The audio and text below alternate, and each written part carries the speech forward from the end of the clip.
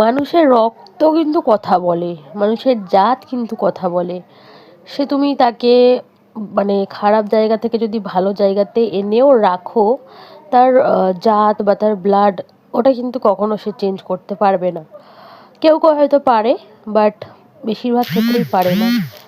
আমি জানি না কেন আমার মনে হয় যে তুমি যদি একটা জানোয়ারকে মানুষ করতে চাও, আর সেই জানোয়ারটা যদি ইচ্ছে না থাকে, তাহলে তুমি কখনোই পারবে না। তুমি তাকে যতই ভালো কথা বলো, যতই বাজে কথা বলো, যতই ইনসাল্ট করো, যতই মানে মাথায় হাত বুলিয়ে বোঝাও, পসিবল নয়। আর সে এটাকে মানবেও না যে সে খারাপ করছে। আবার সে চাইবে যে আমার বাচ্চাও সেটাই শিখুক।